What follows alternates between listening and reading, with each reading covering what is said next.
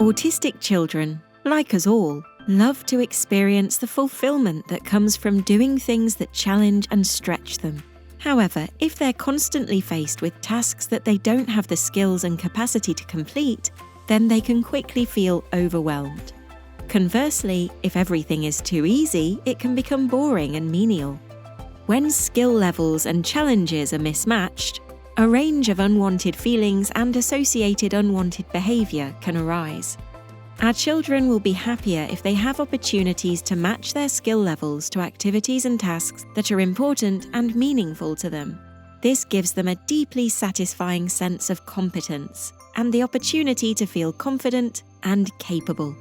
The feeling of competence for young autistic people leads to psychological growth, well-being, and improves their quality of life. By pitching activities at a suitable level, you're also showing your child that you recognize and appreciate their abilities. We should aim to provide children with access to toys and activities that they find stimulating and that are at the limit of their abilities, but also within their capacity to successfully complete. What these activities are should be dependent on each individual child.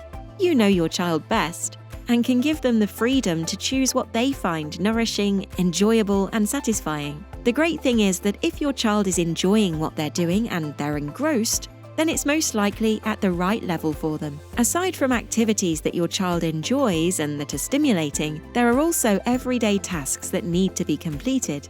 Considering your child's competence level and matching this with your expectations can help everyone in the family. Our tips for parents in this situation are: firstly, think through all the steps involved in the task and what you feel your child can or can't do. Observe and work with them to see what they can do themselves. Ideally, this would happen in a relaxed way. You don't want them to feel they're being tested. Let them do as much of the task as possible themselves without your help. The real challenge in this situation is not letting their frustration develop, but also resisting the urge to jump in too soon. This will take lots of practice and is a skill that you'll develop over time. An example of an everyday task that your child may face is getting dressed for school. They may have the motor skills to do most of this independently, except for, say, the fiddly buttons, but struggle with the planning skills to get this done.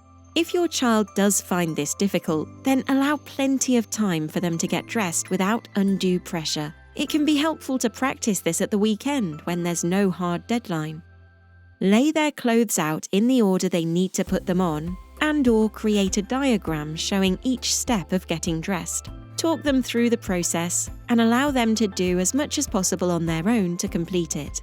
Once they get to the fiddly buttons, step in and help them out before they become frustrated, perhaps showing them how you do it and then allowing them to try again themselves.